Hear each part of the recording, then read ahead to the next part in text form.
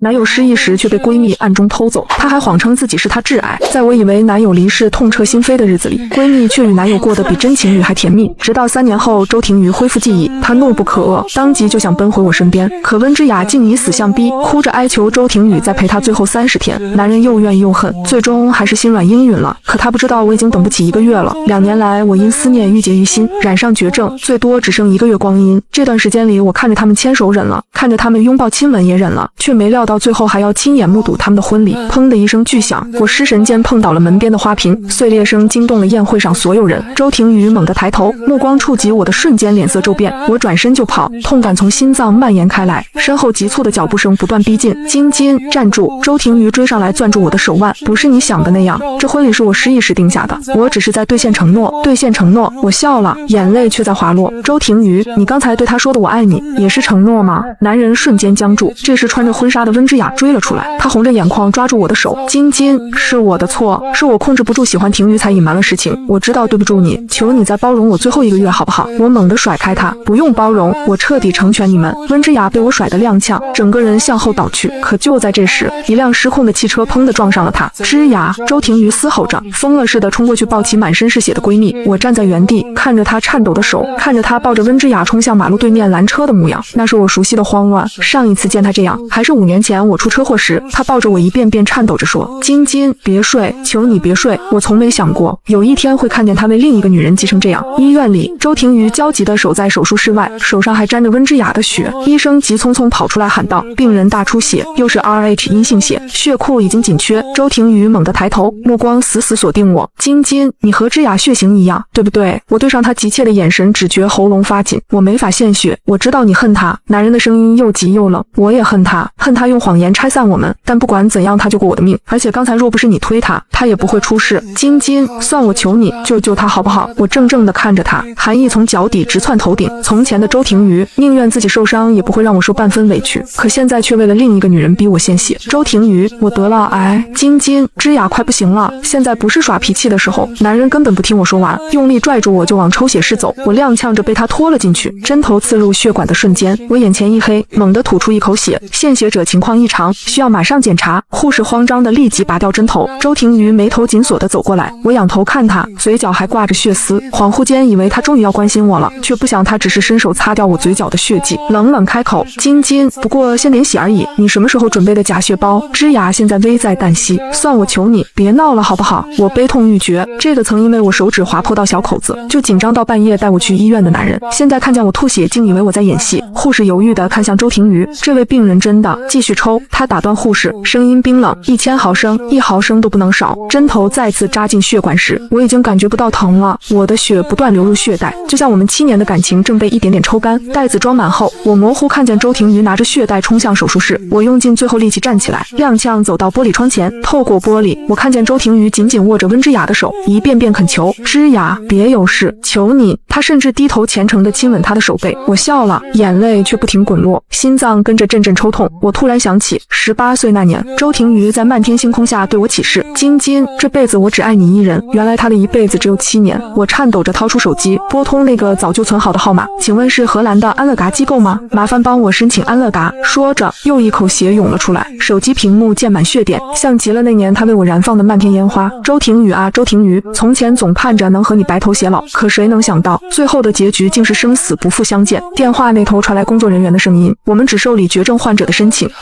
我已经确诊癌症晚期了。对方语气变得柔和：“很遗憾听到这个消息，我们将受理您的申请，您有2周时间处理身后事，时间一到，请直接来荷兰，我们会送您最后一程，谢谢。”挂断电话后，我突然剧烈咳嗽起来，喉间涌上一股腥甜，我踉跄着冲到洗手间，吞了一把止痛药才勉强压制住疼痛。我用最后一丝力气打车回家，在纸上写下死前待办清单：1. 为自己买一块墓地；2. 整理好遗物；3. 注销所有社交平台账号。因为疼痛难忍，短短几行字，我断断续续写了很久。终于写完时，我想拿起手机看时间，却意外刷到温之雅的朋友圈更新：周庭瑜正在病床边耐心为他喝粥，配文是因祸得福。我指尖一颤，不小心点了进去，才发现温之雅的隐私设置全部对我开放了。过去2年的动态一览无余，以前屏蔽我的那些甜蜜日常，此刻全部摊在我眼前。庭瑜亲手给我做早餐，他说以后每天都要这样疼我。庭瑜背着我走过整条街，说我比云朵还轻。今天偷偷亲他，被他抓到了，一条条往下翻，我的眼泪砸在屏幕上，模糊了视线。在那些我崩溃自拔的日子里，周庭瑜和温之雅在厨房笑着做饭，在我彻夜失眠、吞药被送去洗胃的深夜，他们在游乐园放着漫天烟花。原来在我撑不下去的日子里，他们过得如此幸福。胸腔里的疼痛像潮水般一波接一波，几乎将我淹没。我再也看不下去，关掉了界面。下午，我去了城郊墓园，工作人员热情地介绍着位置最好的墓地。我干脆地签下名字，付了款，刚要离开，身后突然传来熟悉的声音：“这一块地不能让出来吗？”“抱歉，先生，这位小姐刚已经买下了，您实在想要，可以和她商量。”我回头，猝不及防对上周庭瑜诧异的目光：“晶晶，你这是在给谁买墓地？”我张了张嘴，差点将自己的名字说出口，但迟疑片刻还是隐瞒了：“给一个重要的人。”周庭瑜的眉头皱得更紧，他分明记得我已经没有在世的亲人了。原来是晶晶买了这块地啊！温之雅的声音从后面传来：“能不能让给我们？我和庭瑜养了2年的仓鼠死了，这块地风景好，我想把小小埋在这里。”温之雅说着，眼眶瞬间红了。男人立刻心疼地搂住她，而后转头对我说：“晶晶，我记得你没有亲人了，你也是用来买宠物的吧？这样，这块地我加倍买下来好不好？我不缺这点钱，5倍。”周庭瑜加价，不行的话10倍、20倍。我看着眼前的男人，恍惚想起多年前的慈善拍卖会，我看中一个古董茶杯，却被人抢先拍走。周庭瑜见我失落，立刻追上去以10倍价格硬买了回来。我当时感动地说他傻，他却笑着捏我脸，只要能哄我们晶晶开心，多少钱都值得。所以现在他也是这样哄温之雅开心吗？胸口突然传来剧痛，我强忍着咽下喉头的血，不想在他面前狼狈。好，我让给你。温之雅欣喜地拉着周庭瑜去付账，两人的身影很快消失在视线里。我又选了一块偏僻的墓地，风景不算好，但胜在安静。工作人员朝我投来同情的目光，他们只是要葬一只仓鼠而已。您要是说自己命不久矣，他们肯定不会和您争。我勾起一抹苦涩的笑，如今在他心里，那只仓鼠的确比我重要。我独自走出墓园，天色渐暗，在路边站了很久都没打到车。就在这时，一辆熟悉的轿车停在我面前，是周庭瑜。这里不好打车，我送你回去。不用了，我后退一步，我就不打扰你们约会了。男人神色一变，直接推开车门走到我面前。晶晶，你还在为上次医院的事赌气吗？我跟你道歉，下次绝不会这样了。我也说了，只是以男朋友身份陪之雅最后1个月，等时间一到就回你身边。我爱的始终是你，怎会丢下你一人？周庭瑜的情话说得动听，就像从前每次哄我时一样。我挣不开他的手，最终还是被他拉上了车。而副驾驶上的温之雅透过后视镜看我，嘴角勾起一抹胜利的微笑。天空突然下起暴雨，车子在泥泞路上行驶困难，最终他们决定在附近酒店暂住一晚，却被前台告知今晚只剩2间房。周庭瑜迟疑片刻，我和之雅一间，晶晶你单独一间吧。说完看了我一眼，似乎已做好哄我的准备，可我只是平静地接过房卡，头也不回地走向电梯。房间里，我洗完澡蜷缩在床上，止痛药吃了双倍，却还是疼得睡不着。凌晨，房门突然滴的一声被刷开了，一个醉醺醺的男人闯了进来，我惊恐地往后缩，你走错房间了，出去！男人却猛地扑上来，我拼命推搡，可病弱的身体根本不敌，放开我！救命！慌乱中，我摸到床头的手机，本能拨出周庭瑜的号码，可1遍、2遍、3遍，电话始终无人接听。就在我绝望之际，电话终于接通了，然而电话那头传来的却是温之雅和周庭瑜的暧昧声音。我浑身血液仿佛凝固，我在这里遭遇危险，他却在隔壁和温之雅恩爱，寒意从脚底直窜上来。我突然爆发出惊人的力气，抓起床头的花瓶狠狠砸在醉汉头上。男人吃痛松手，我趁机冲出房间。前台看到我凌乱的衣衫和伤痕，立刻报警并给我换了房间。帽子叔叔来时，我只是机械地回答问题，整个人仿佛被抽空了灵魂。次日，酒店走廊上，周庭瑜推门而出时正好撞见我。你怎么换房间了？他的目光落在我苍白的脸上。昨晚打那么多电话是有事吗？我睡得早没接到，我心脏猛地刺痛。电话那头的暧昧声响仿佛还在耳边。没事，我声音很轻，正要走，周庭瑜拉住我，我送你回去。不用，我抽回手，我们不同路。你要送温之雅回家，我也有我的去处。男人一怔，我知道这几天忽略了你，但我马上就能回到你身边了。若不顺着他又要闹自嘎，你别生气好不好？没生气，我很平静，以后也不会再生气了。我转身离开，没看到身后周庭瑜复杂的神情。我回到空荡荡的别墅，开始处理第2件身后事。我花了1天时间，把周庭瑜这些年送的礼物都翻了出来。限量版包包是他飞去法国特意为我买的，高定珠宝上还刻着我们名字的缩写。那张绝版黑胶唱片是他排了7天队才抢到的生日礼物，每一件都承载着我们曾经的甜蜜。现在我把它们全部装进纸箱，寄到了拍卖行。我对工作人员说，这些全部0.1元起拍，打包名为1毛不值大礼包。几天后，拍卖会现场，我刚落座，就看见周婷瑜牵着温之雅走了进来，女人笑容甜美。晶晶真巧，婷瑜带我来买生日礼物，没想到遇见你了。我淡淡嗯了一声，目光转向拍卖台。整场拍卖会，我看着周婷瑜为闺蜜竞拍一件件天价珠宝，又温柔地帮她试戴，就像曾经无数次对我那样。奇怪的是，现在看着这些，我的心脏居然不再疼了，也许是真的麻木了。接下来是今天的压轴拍品，1毛不值大礼包。当工作人员搬上那些熟悉的物品时，周婷瑜瞬间变了脸色，全场更是哗然。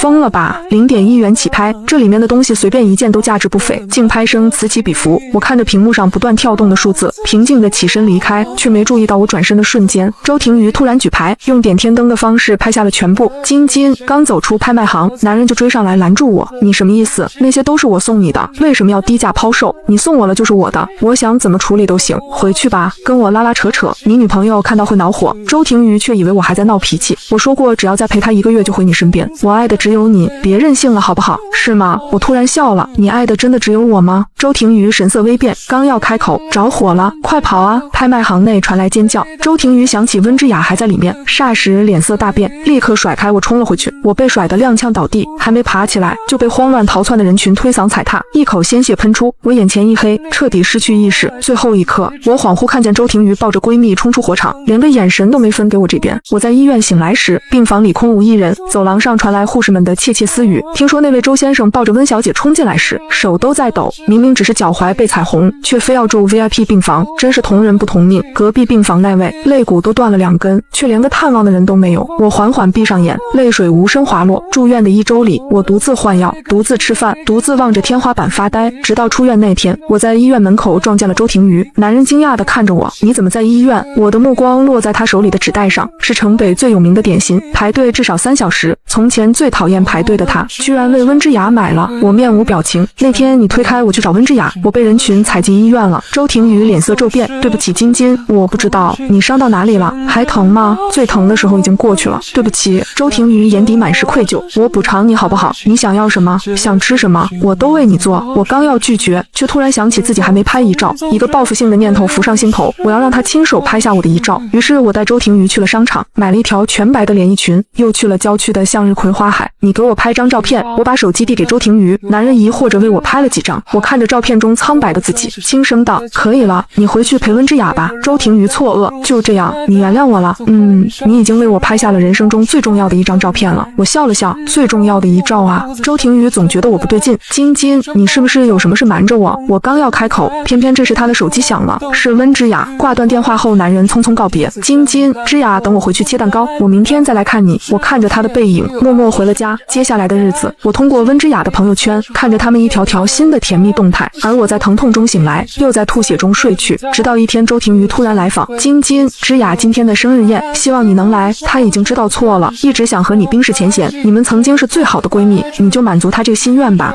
我几乎不敢相信自己的耳朵，他口口声声都是温之雅的感受，那我的痛苦呢？那些自嘎未遂的夜晚，被欺骗的日日夜夜，看着他们恩爱的剜心之痛，在他眼里就这么不值一提吗？见我不语，周婷瑜半哄半拉的把我带上了车。宴会厅内金碧辉煌，温之雅站在中间，像个真正的公主。恍惚间，我想起从前，每年生日，周婷瑜都执意要为我举办盛大的宴会。她说，上流社会最重脸面，我的晶晶必须站在最高处。如今，她亲手把这份殊荣给了别的女人。现在，请有情人拥吻。主持人的声音响起，灯光暗了下来，微弱光亮里，我看见周婷瑜捧起温之雅的脸，无比深情的低头吻了下去。这一瞬间，年少时的记忆如潮水般涌来。初吻那天，少年紧张的睫毛直颤。晶晶，我练习了好久。完了后，他红着脸问我及格了吗？而现在他在众目睽睽之下亲吻别人，熟练又深情。我死死咬住嘴唇，直到尝到血腥味。宴会接近尾声，我正要离开，闺蜜却小跑来拉住我的手。晶晶，你能来我真的特别开心，我们还要去酒吧续场，一起吧。不了，我想直接走。温之雅却不由分说地挽住我的手臂，别扫兴吗？婷瑜，你说是不是？男人的目光落在我身上，一起去吧。最终我被他们硬拉上了车。酒吧包厢昏暗，我无声地坐在角落，看着他们嬉笑打闹。温之雅非要拉着我玩游戏，第一轮周婷瑜就输了。有人起哄问，目前为止你爱过几个人？周婷瑜的目光在我和温之雅之间游移，最后说，我选择喝酒。我心口像是被人生生剜去一块肉，原来他真的同时对2个人动了心。第二轮是我输了，抽到的真心话露骨的让我难堪。我选喝酒，一杯又一杯烈酒下肚，灼烧着胃部，疼得我冷汗直流。剩下的我喝不了了，我虚弱的摇头。这时有人提议，可以找人代喝啊。周庭瑜刚要起身，温之雅就拉住他，按规则只有男朋友才能代喝，你现在是我男朋友。男人僵在原地，只能眼睁睁看着我继续灌酒。当我又一次端起酒杯时，周庭瑜终于忍不住要阻止，远处却传来惊呼：之雅在洗手间崴到脚了。男人毫不犹豫地转身离去，包厢里的人全都涌向洗手间。我终于支撑不住，一口血喷在酒杯里，颤抖着拨通120后，彻底陷入黑暗。医院走廊上，周庭瑜正扶着崴脚的闺蜜做检查，护士匆匆推着移动床路过，快让让，有胃癌患者酒精中毒休克了。床单下露出苍白的手腕，上面戴着周庭瑜熟悉的银色手链。男人心头一紧，刚要追上去问是谁，温之雅就出了检查室。庭瑜，我脚好疼。周庭瑜收回目光，转身扶住了温之雅。我再次醒来就被医生告知病情恶化严重，必须立即住院治疗。我直接摇头说不用了，治不好的。我清楚自己的情况。医生最终叹了口气，大概就这几天了，有什么想做的尽快去做吧。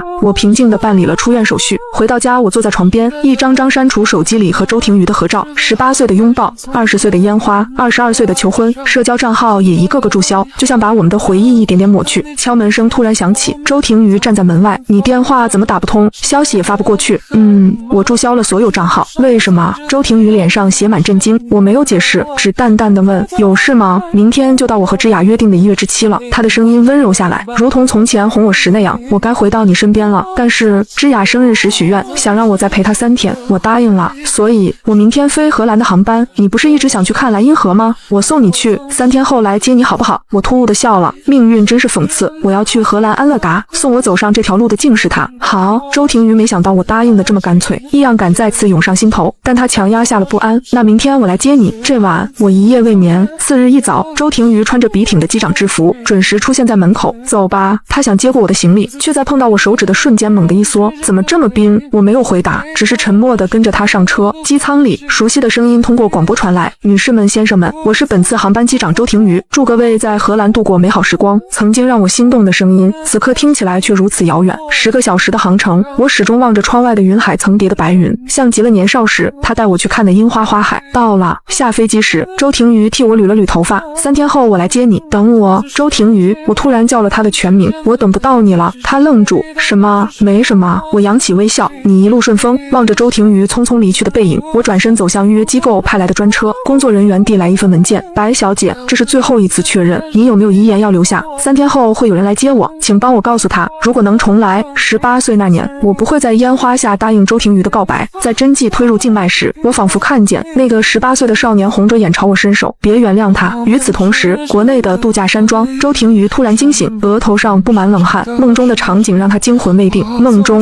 我呕血看向他的眼中满是怨恨。忽然场景一转，又变成18岁烟花下的告白。我微笑着拒绝，冷漠又无情。温之雅伸手轻拍他的肩，是做噩梦了吗？梦都是反的，别担心。男人自欺欺人的呢喃，对，都是反的。晶晶那么爱我，不会离开我的。而后他深吸一口气，抬头对温之雅说，明天我就要去荷兰接晶晶回来了，我们以后不要再见了。温之雅的眼眶瞬间红了。庭瑜，我爱你。2年太短，1个月也太短，3天更是转瞬即逝。我们就像现在这样在一起一辈子不好吗？周庭瑜只是将他的手从自己身上拿开，轻轻擦干他的泪。不好，这是我答应晶晶的。他动作温柔，话语却冰冷。那你明天飞往荷兰时，能不能把我也带上？这是我最后的请求。我想在荷兰和你分开。周庭瑜沉默良久，最终还是没有拒绝。坐上飞机驾驶座的那刻，周庭瑜的心突然疼了起来。飞机划过天际，10小时后顺利降落在荷兰机场。温之雅在机场外拦住周庭瑜，庭瑜，你爱我吗？男人还没来得及回答，口袋中的手机突然尖锐地响起。你好，是周先生吗？对，是我，这里是荷兰安乐达机构，白小姐在我们这里完成了安乐达项目，留下了您的联系方式，说您会在3天后来接她的骨灰，您现在有空过来吗？周庭瑜的思维瞬间停滞，大脑嗡鸣作响。安乐达，晶晶怎么会选择这个？到底哪里出了问题？她肯定是生气了，特意联合机构骗我。周庭瑜这样想着，但拿手机的手却不停颤抖。周先生，您还在听吗？是不是晶晶让你们来骗我的？周庭瑜声嘶力竭地质问，想求得安心。抱歉，周先生，我们对于白小姐的离世表示遗憾，但白小姐已是癌症晚期，是她自己联系的我们。您什么时候有空过来呢？不知过了多久，周庭瑜才哑着嗓子说，马上。站在一旁的温之雅不知发生了什么，一脸担心地靠近。周庭瑜一把推开他，立刻转身往机场外跑去。一路上，他车开得飞快，脑中这段时间关于晶晶的点点滴滴不断浮现。我看他的眼神不再有爱意，面对他和温之雅的亲密不再激烈反应。敏，时不时吐血，包里总备着止痛药。周庭瑜才发现一切早有迹可循。车子停在机构门前，周庭瑜在门口站了很久，直到四肢僵硬才终于走了进去。工作人员将他带去办公室，看着桌上小小的骨灰坛，周庭瑜心底的希冀彻底破碎。晶晶是真的离开了，没有骗他，不是恶作剧。那个与他青梅竹马，从咿呀学语到亭亭玉立，他始终捧在手心的女孩，真的不见了。男人颤抖着伸手摸向骨灰坛，触感和那天在机场碰到他的手一样冰凉。是不是当时我再追问2句，结果就会不同？周庭瑜将骨灰坛搂进怀中，哭得声嘶力竭。哭声渐停时，他嘶哑着问：“他有没有留下什么话给我？”白小姐说：“如果能重来，18岁那年，她不会在烟花下答应周庭瑜的告白。”这一刻，男人只觉浑身血液都凝固了。他这么恨我吗？恨到只留下一坛冰冷的骨灰，恨到不愿再和我有任何纠葛。周庭瑜不知道自己是怎么办完手续，怎么将骨灰带回国的。他颓废地坐在沙发上，看着那坛骨灰，直到手机铃响起才回过神。“你好，周先生吗？我是墓地管理人员，白小姐在我们这里预定了一块墓地，留的联系人是您，说让我今天联系您，请您将她的骨灰放进她选的墓地里。”周庭瑜挂断电话却没动作，他看着这间满是两人回忆的房间，才发现所有有关晶晶的痕迹都消失了。周庭瑜打开手机想再看一眼晶晶，翻遍相册却没找到两人的合照，留下的只有他为她拍的那张重要照片，那是他最重要的一照。周庭瑜陷入巨大的痛苦，只要闭上眼，脑中就回荡着晶晶的遗言。他将遗照抱在怀中，重复着无数句对不起，但再多对不起也换不回他了。只有在酒精麻痹下，周庭瑜才能短暂入睡，却很快被噩梦惊醒。门铃响起时，周庭瑜迟迟没动，过了很久，大门被打开。庭瑜，温之雅脚步一顿，才几天没见，他几乎认不出眼前的人。他面容憔悴，整个人苍老了许多。庭瑜，你怎么了？出什么事了吗？男人的视线终于从骨灰坛上移到温之雅脸上。滚！我不想再看见你，都是因为你，我才没见到晶晶最后一面。庭瑜，这段时间我一直很想你。温之雅慢慢靠近，诉说着思念与爱意，没注意到他越来越阴沉的脸色。突然，他看见桌上的死亡证明，晶晶的名字映入眼帘。温之雅脸上多了几分抑制不住的喜悦，但瞬间又转为悲伤。庭瑜，我知道晶晶的离开让你伤心，但逝者已逝，你把自己弄成这样，晶晶看到也会难过的。不过没关系，你还有我，我会一直陪着你。啪！周庭瑜的巴掌狠狠扇在他脸上。温之雅不可置信地看着他。周庭瑜在他印象中一直温柔绅士，这2年享受着他的照顾，即便谎言被拆穿，他也没发这么大火。就在温之雅还要说什么时，周庭瑜毫不留情地推开他。给我滚！男人冰冷的声音让他头皮发麻，他不敢再多说，飞快离开了。随着他的离开，别墅又陷入黑暗，桌上放着机构给的晶晶遗物。周庭瑜从中取出晶晶的手机，密码还是没变，是他们初次见面的日期，屏幕是两人的合照，是18岁他向晶晶表白时拍的。看着照片上笑意盈盈的晶晶，周庭瑜唇角不自觉勾起，仿佛回到了那天。怎料一点开手机，温之雅的朋友圈立刻映入眼帘，上面记录着他和她在一起的2年，点点滴滴，事无巨细。原来晶晶都知道。周庭瑜无法想象女孩看到这些照片时的心情，他忽然想起温之雅刚才看到死亡证明时的表情，似乎并不惊讶，像是早就知道。想到这里，周庭瑜立马赶去温之雅家，刚走到门口，就听见里面传来的声音：“该死的白晶晶！本以为2年足够让周庭瑜爱上我，可他一出现就把他的魂勾走了。本以为他死了就能万事大吉，没想到他死了还让周庭瑜憔悴成这样，真不安分。”男人听到这话顿时皱眉，这2年他确实对温之雅动过心，他热情奔放，能炙热回应他的爱意，和晶晶完全不同，所以恢复记忆得知真相后，他才会纵容他的要求。但此刻里面传来的恶毒话语，让他不敢相信这是温之雅说的。他静静站在门外，压低呼吸，想知道他还藏着什么心思。本以为让他看见我和庭瑜的甜蜜，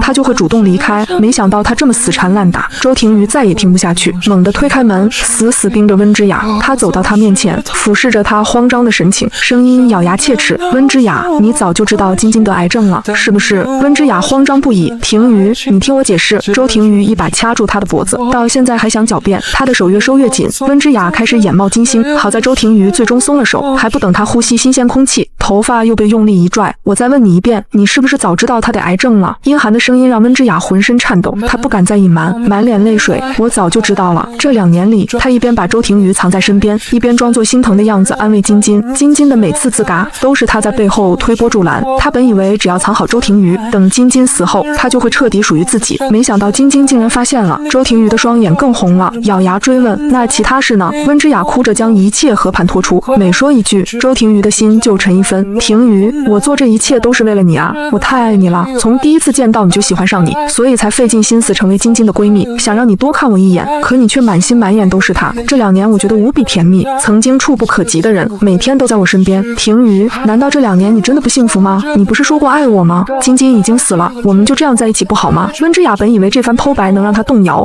可他的脸色没有丝毫好转。我爱上你，难道不是因为你的谎言吗？都是你的谎言，我才会和你在一起。你这种心思歹毒的女人，真令人厌恶。周庭瑜眼中明晃晃的厌恶，刺痛了温之雅的心。不是的，庭瑜，我是真的爱你，而且你不也爱我吗？周庭瑜再也不愿多看他一眼。我居然会相信你这种人，我怜悯你才给你1个月时间。若不是你几次三番设计，我怎会和晶晶走到今天？他话中的意思让温之雅一愣，忽然笑出声：你真可笑。周庭瑜，你说我心思恶毒，你又好到哪里去？对我动心的是你，辜负晶晶的是你。1月期限是我以死相逼，但婚礼上的深情表白，生日宴上和我接吻，也是我逼的吗？晶晶出车祸时，是我按着她抽血的吗？是我眼睁睁看她吐血却无动于衷的吗？周庭瑜，我是心思歹毒，是费尽心机想把你留在身边，但所有伤害晶晶的事都是你做的，你把错都推给我，就能掩盖自己的罪过吗？你又在装什么无辜？一句句像利剑刺穿周庭宇的心脏，他呼吸一滞，踉跄着想要后退，可温之雅偏不肯就此放过他。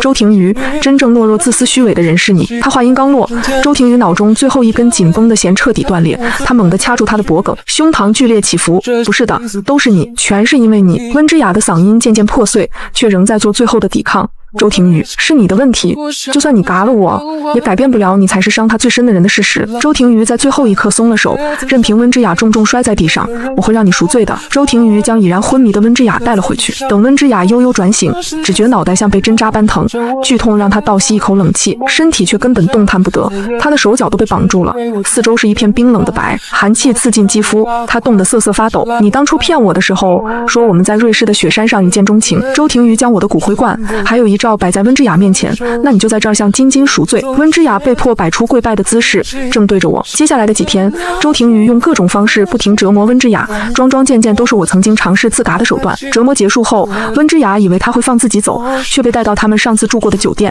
而房间里，周庭瑜早已安排了一群醉醺醺的流浪汉。庭瑜，求你不要这样，你不能对我做这种事，求你。这段时间，周庭瑜已查清所有事，想到那晚我险些出事，他看向挣扎的温之雅，眼底翻涌着狠戾。流浪汉心满意足地离开，温之雅像个破碎的娃娃般被扔在原地。周庭瑜又将她带回去，到我的遗照旁道歉忏悔。每次折磨过后都是如此。温之雅跪在地上，嘴里呢喃着歉意，看向我照片的眼神却满是狠毒。周庭瑜照旧酗酒，温之雅看着他醉倒在沙发上，他拿起抱枕，用尽全力狠狠捂住他的口鼻，两人随即扭打在一起。高度烈酒泼洒在我生前最喜欢的香薰蜡烛上，火焰瞬间点燃了整个客厅，客厅陷入一片火海。周庭瑜这时意识也清醒了不少，他按住想要逃走的温之雅，这是我对我们的惩罚。火焰灼烧着皮肤，温之雅发出尖锐的惨叫，周庭瑜却直直盯着我的遗像，仿佛感知不到疼痛，口中喃喃念着晶晶晶晶。周庭瑜猛然惊醒，却发现这里既不是火灾现场，也不是医院，而是一间教室。周哥，你怎么睡着还叫嫂子的名字？旁边传来的声音让周庭瑜回过神，他语气慌忙，现在是哪一年？具体是什么时间？小弟被他的举动搞得一愣，愣了半天才报出日期。周哥，你怎么了？脸色看着很差。哦，对了，待会儿是嫂子他们班的体育课，你不是说要提前去给他买水吗？周庭瑜闻言立刻朝我的班级跑去，脚步急切，却又在即将抵达我班级门口时停住。周庭瑜能清晰感受到自己越来越快的心跳，他放慢脚步，从后窗朝班级里望去，视线落在那个熟悉的身影上时，情绪瞬间崩溃。周庭瑜蹲下身子，缓缓靠着墙滑坐在地，双手捂脸哽咽起来。下课铃响起，众人的目光落到周庭瑜通红的双眼上时，都有短暂停顿，又瞬间低头走开。周庭瑜紧盯着每一个走出教室的人，直到看见了我，他再也忍不住，大步上前扣住我的手腕，将我紧紧搂进怀中。晶晶，我好想你。我被他突然的动作惊得一僵，强压下心底的厌恶，装作一无所知的样子。庭瑜，你怎么了？周庭瑜整理好情绪，摇摇头，没什么，我就是太想你了。好了，你快去上课吧。见我没表现出异常，周庭瑜松了口气，在心里默默念着：晶晶，这辈子我绝不会再辜负你。感受到身后周庭瑜炙热的目光，我努力稳住情绪。我知道他也重生了。周庭瑜，这辈子我再也不会爱你了。重生回来的这段日子，周庭瑜对我比前世还要无微不至。我看着桌上周庭瑜送来的零食和饮料，只觉得胃里翻涌着恶心。趁没人注意，将周庭瑜送的所有东西都丢进了垃圾桶。这一幕恰巧落在赶来接我放学的周庭瑜眼里。晶晶，你这是做什么？我强装镇定，我今天胃有点不舒服，而且这些东西放着占地方，我都没处学习了。难道明天你不会给我买新的吗？周庭瑜悬着的心放回了肚子里，胃还难受吗？要不要我带你去看医生？前世我就是因胃癌离世。周庭瑜想到这里，心仍止不住的泛疼。没事，前几几天才做过体检，只是一想到你就觉得恶心。后半句话我没说出口。晶晶，马上就要高考了，高考结束就是你的18岁生日，到时候我有话对你说。好，到时候我也有话要跟你说。生日那天，周庭宇为我包下整座游轮庆祝，游轮上布满彩色气球，弥漫着梦幻又甜蜜的气息，各个角落还摆放着我们的合照，记录着每一个幸福瞬间。我看着眼前的布置，和前世没太大差别，甚至比前世更用心。顺着指引走到周庭宇面前，周庭宇单膝跪地，身后烟花骤然炸开。晶晶，你愿意和我在一起吗？我看着他，突然笑了起来。我不愿意，周庭宇，我不会再愿意了，这辈子我再也不要爱你了。周庭宇满脸难以置信，他颤声问道：晶晶，你什么时候回来的？我安乐嘎后，意识很快就消散了，平静地接受了自己的死亡。可在睁眼却发现躺在自家床上，慌忙去看时间，才惊觉自己竟然重生了。自从重生后，我就一直在观察周庭宇，直到那天他突然跑到我班级门口，还将我紧紧搂进怀中。从那一刻起，我就知道他也重生了。一个恶劣的报复念头在心底慢慢成型，我要装作什么都不知道。等到18岁他向我表白的这天，彻底撕碎他的幻想。看着眼前的周庭宇，我嗤笑一声，我早就重生了。在你也重生的那一刻，我就知道了，周庭宇，上辈子是我看错人，错付了真心，这辈子我绝不会再爱上你。我说完就要离开，却被周庭宇拉住，他跪在我脚边。对不起晶晶，上一世我干脆利落地打断他。周庭宇，我们之间早就没瓜葛了，上一世的事不必再提。我早猜到周庭宇不会轻易放自己走，所以提前叫了保镖，将抓住我手腕的周庭宇按住。周庭宇，我不想再看见你了。白父白母正在岸上的车里等我，看见我平安回来，两人联系地将我搂进怀中。重生回来时，我就跟父母说了自己重生的事，还将上一世的遭遇告诉他们，成功让他们躲过了那场致命车祸。爸爸妈妈，我想出去散散心。白父白母自然乐意，我们会帮你处理周庭宇的事。有了父母的承诺，我放心地外出散心。上辈子我一直围着周庭宇转，还没好好享受生活就因为癌去世，这一世我再也不想见到他。次日，我坐在候机厅里，看着来往的行人有些失神，仿佛还没从昨天的事情中回过神。登机广播响起，我起身准备登机，一时没留意撞到了人，对不起，没撞疼你吧？我有些不好意思地道歉。被撞的人戴着墨镜和帽子，透着几分桀骜不驯。没关系，我没事，是我没注意看路，对不起，你没事就好。我道完歉准备离开，却被那个男生叫住。等等，你叫什么名字？我不想透露隐私，便委婉拒绝。这位先生，要是没别的事，我就先走了。肖鹤云看着我离开的背影，刚想上前，却被乐队的同伴叫住。肖哥，刚才那个女生怎么回事？是在搭讪你吗？肖鹤云耸了耸肩，不是，是我搭讪人家没成功。其他人听到这话，都露出一脸惊奇。我很快将这段小插曲抛在脑后。坐上飞机时，看着地面渐渐变小，只觉得一阵轻松。下飞机过海关时，我被工作人员拦住，对方说着德语，我听不太懂。见我一脸疑惑，海关人员换成了英语，可口音很重，我还是听得一知半解。他说你包里有样东西，需要拿出来检查。我刚想道谢解围，就发现说话的人是那个被我撞到的男生。过海关时他摘了帽子墨镜，长得还挺帅。谢谢你，我将包里的东西拿出来供海关检查，终于顺利通关。可天公不作美，我刚准备出机场，就下起了大雨。打电话给提前预约的车，却没人接听。需要帮忙吗？这已经是我和这个男生的第3次相遇，我都觉得太过巧合。不用了，谢谢你。对方主动伸出手。你好，我是肖鹤云。我犹豫着回握他的手。你好，我是白晶晶。肖鹤云重复了2遍我的名字。这阵雨暂时不会停。你的车被司机放鸽子了吗？你要去哪？我可以送你。我刚想开口拒绝，空中突然响起一声惊雷。待会儿雨会越下越大，我们都交换名字了，也算朋友了。你要是不放心我，这是我的证件，你看看。我不想透露隐私，便委婉拒绝。这位先生，要是没别的事，我就先走了。肖鹤云看着我离开的背影，刚想上前，却被乐队的同伴叫住。肖哥，刚才那个女生怎么回事？是在搭讪你吗？肖鹤云耸了耸肩，不是，是我搭讪人家没成功。其他人听到这话，都露出一脸惊奇。我很快将这段小插曲抛在脑后。坐上飞机时，看着地面渐渐变小，只觉得一阵轻松。下飞机过海关时，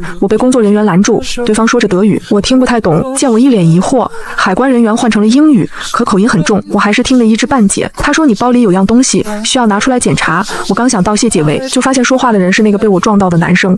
过海关时他摘了帽子墨镜，长得还挺帅。谢谢你，我将包里的东西拿出来供海关检查，终于顺利通关。可天公不作美，我刚准备出机场，就下起了大雨。打电话给提前预约的车，却没人接听。需要帮忙吗？这已经是我和这个男生的第3次相遇，我都觉得太过巧合。不用了，谢谢你。对方主动伸伸出手，你好，我是肖鹤云。我犹豫着回握他的手，你好，我是白晶晶。肖鹤云重复了2遍我的名字。这阵雨暂时不会停。你的车被司机放鸽子了吗？你要去哪？我可以送你。我刚想开口拒绝，空中突然响起一声惊雷，待会儿雨会越下越大。我们都交换名字了，也算朋友了。你要是不放心我，这是我的证件，你看看。他都说到这份上，我也不好再拒绝，报出了预定酒店的地址。肖鹤云听到地址愣了一下，真巧，我们订的好像是同一家酒店。路上，我坐在车里刷手机，突然发现推荐视频里的乐队键盘手和肖鹤云长得很像，这让我忍不住打量正在开车的肖鹤云，怎么一直看着我？肖鹤云忍不住开口问，我试探着说，我发现有个人和你特别像。肖鹤云看了一眼我的手机，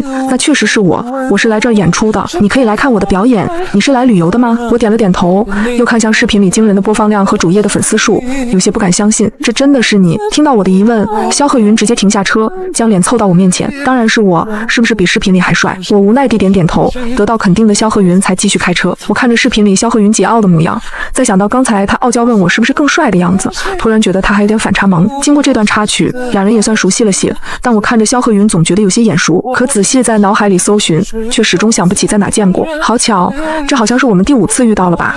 又一次在景点碰到肖鹤云，我主动打招呼，既然遇上了，就一起逛逛吧。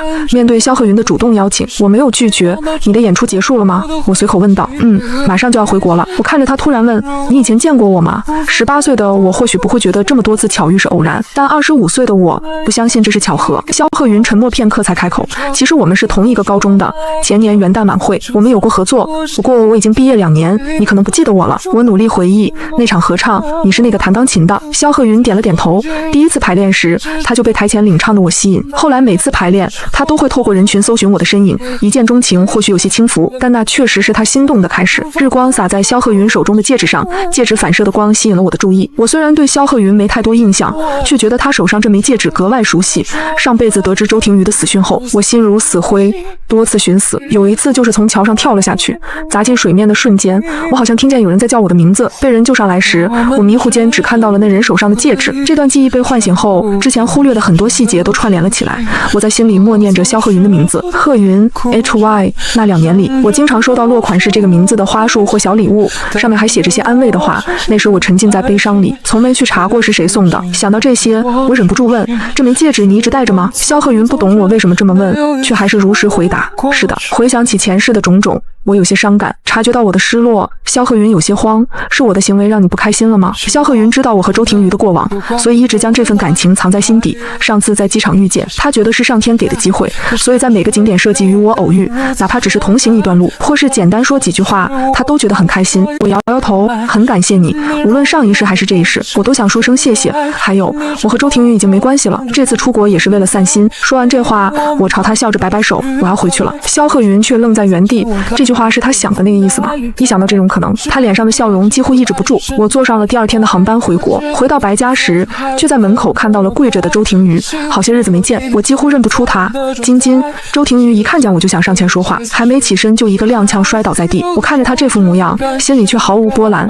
周少爷还是赶紧离开吧，白家门前容不下你这尊大佛。晶晶，周庭瑜连忙喊住我，眼底满是悲伤。你当真这么厌恶我吗？我冷笑一声，难道不应该吗？周庭瑜，我已经说得很清楚了，我们之间早就没关系了，你何必这般惺惺作态？这天过后，周庭瑜就从白家门前离开了。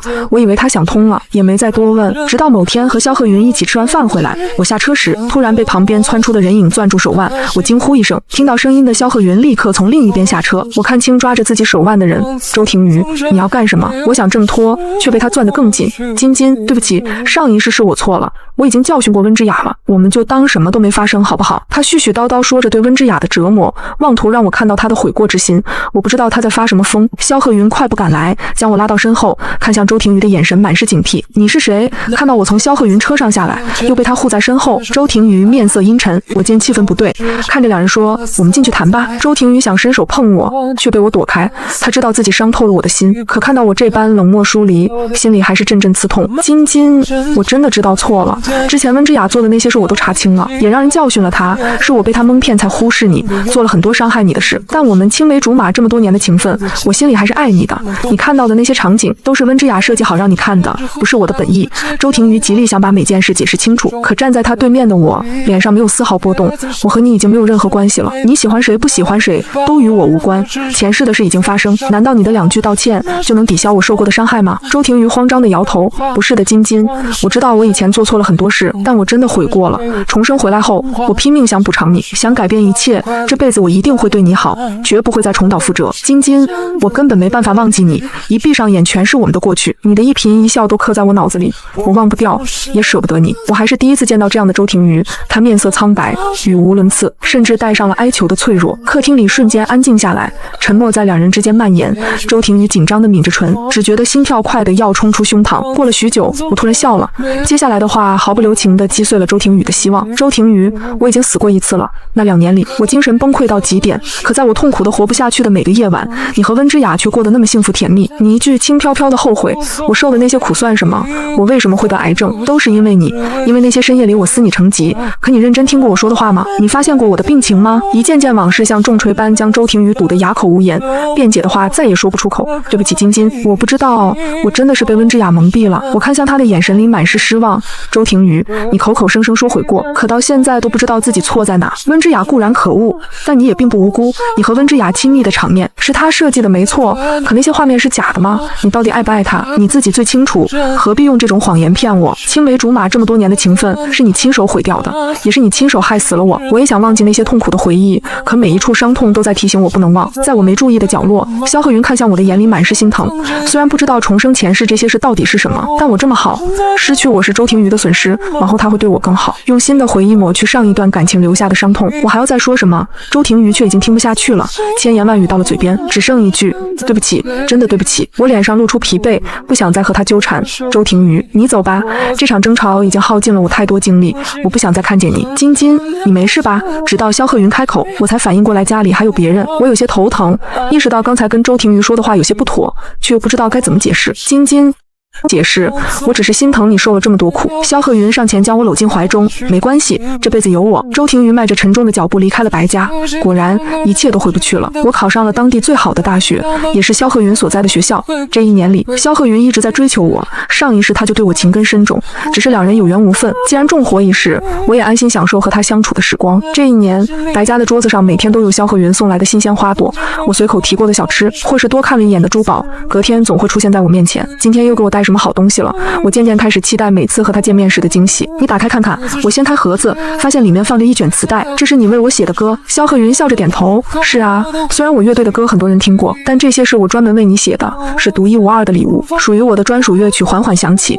我笑着看向他，我们在一起吧。我明白萧鹤云的心意，也能感受到他的真心。其实在这之前我就想答应他了，可萧鹤云却拒绝了。你前世的故事我不清楚，但我希望你喜欢我，不是因为上一世的感激，我更想要你完全为我动心，而不是掺杂其他情绪的喜欢。那时的我确实不确定，对萧鹤云到底是喜欢，还是因为前世的亏欠与感激。但现在我看清了自己的内心，我不需要轰轰烈烈的感情，更偏爱细水长流的平淡相爱。萧鹤云的表情从惊讶转为激动。真的吗？我看着他，露出发自内心的笑容。你对我的喜欢是真的，我这句话就是真的。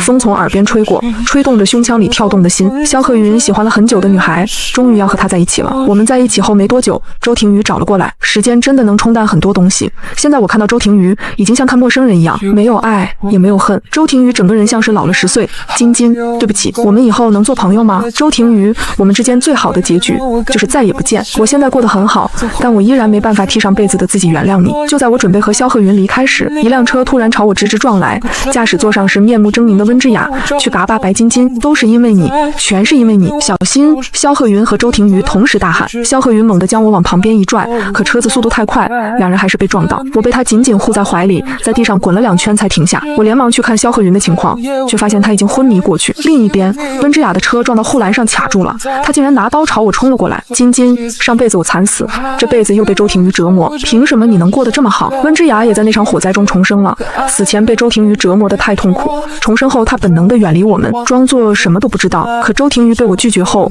偶然看到了温之雅，在他的逼问下，温之雅重生的是再也藏不住。